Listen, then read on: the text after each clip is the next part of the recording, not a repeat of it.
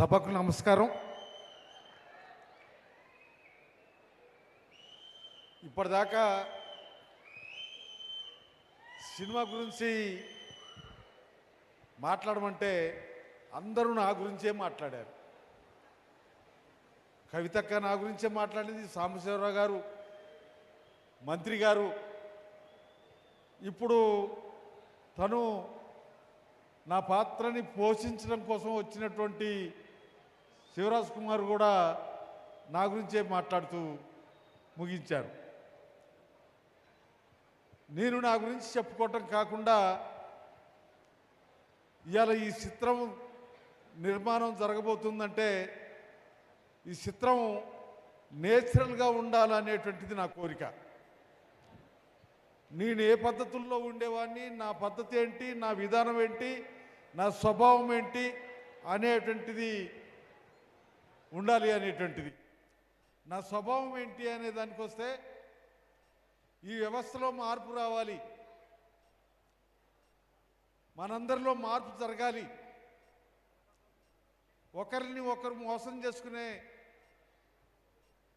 పద్ధతి కానీ, ఒకరిని ఒకరు దోసుకునేటువంటి పద్ధతి కానీ, ఇక్కడ చిన్నోడు పెద్దోడు అనేటువంటి తేడా కానీ లేనటువంటి వ్యవస్థ కావాలని చెప్పి నేను కోరుకుంటున్న నా స్వభావం అది. ఇప్పటిదాకా దేశంలో, రాష్ట్రంలో, ఉమ్మడి రాష్ట్రంలో పేదోళ్ళకి ఏం కావాలి, వాళ్ళకి కావాల్సినటువంటి వాటి కోసం ఏం చేయాలి, ఆ చేతలు చర్యలు ఎట్లుండాలి అనేటువంటి పద్ధతుల్లో సిపిఐఎంఎల్ ప్రజాపంద పనిచేస్తూ వచ్చింది. ఆ ప్రజాపందలో ఉన్నటువంటి నేను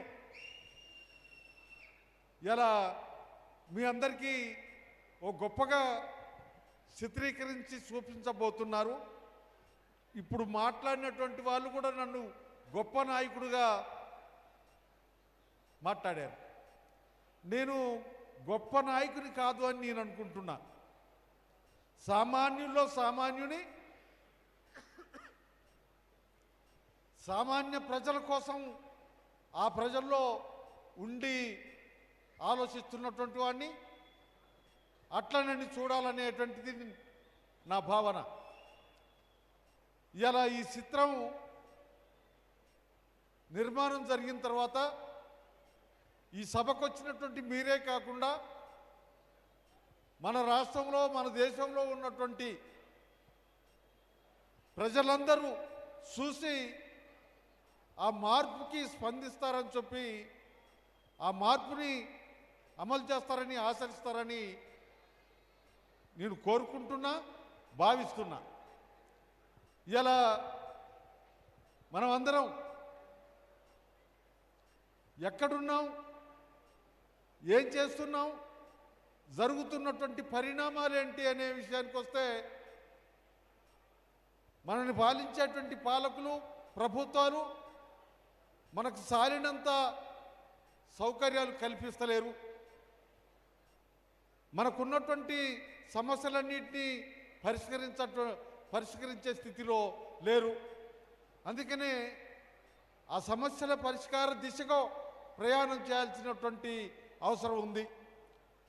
మనం కళ్ళు తెరవడం కాకుండా మన పాలకుల్ని కళ్ళు తెరిపించాలి అనేటువంటి భావన నేను భావిస్తున్నాను. కళ్ళు తెరుచుకొని ఉన్నారా, మూసుకొని ఉన్నారా అనేటువంటి దానికి వస్తే ఎప్పటికప్పుడు గొప్పలు చెప్తున్నారు, హామీలు ఇస్తున్నారు. కానీ ఆ గొప్పలకి సంబంధం లేనటువంటి పద్ధతుల్లో, హామీల్ని అమలు చేసే పద్ధతుల్లో లేరు అనేటువంటిది మనకందరికీ కనపడుతుంది. అందుకని ఈ సినిమా, ఈ పిక్చరు, ఈ చిత్రం దాన్ని చూపేయబోతుంది అని నేను భావిస్తున్నా. 3 సంవత్సరాల నుండి డైరెక్టర్ పర్మస్ దీనికి సంబంధించినటువంటి నాకు సంబంధించిన నా బాల్యం నుంచి మొదలుకొని ఇప్పటిదాకా ఏంటి అనేటువంటి దాన్ని తెలుసుకున్నటువంటి హిస్టరీని ఇప్పుడు మన ముందుంచబోతున్నాడు. ఏదైతే మొత్తానికి ఈ చిత్రం నిర్మాణం జరగాలన్నా దానికి కావాల్సినటువంటి గ్రౌండు, దానికి కావాల్సినటువంటి యంత్రాంగం ఇవన్నీ అవసరం. దాంట్లో మరి మనం ఎన్టీ రామారావుని చూసాం, ఇప్పుడు చిరంజీవి గారిని చూస్తున్నాం, ఇంకా చాలామంది సినిమా యాక్టర్లని చూస్తున్నాం, ఆ సినిమాలు చూస్తున్నాం. అటువంటి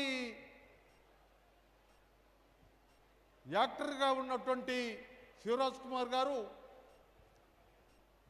పర్మిస్ పోయి కోరగానే ఒప్పుకొని ఓపికగా ఇవాళ మన పాల్వంచకి రావటం సంతోషకరమైనటువంటి విషయం. ఆయన ఆ చిత్రాన్ని మనందరికీ ఉపయోగపడే పద్ధతుల్లో, ఈ వ్యవస్థలో మార్పుకు కావలసినటువంటి పద్ధతుల్లో వ్యవహరిస్తాడని, యాక్షన్ చేస్తాడని చెప్పి భావిస్తున్నా. ఇలా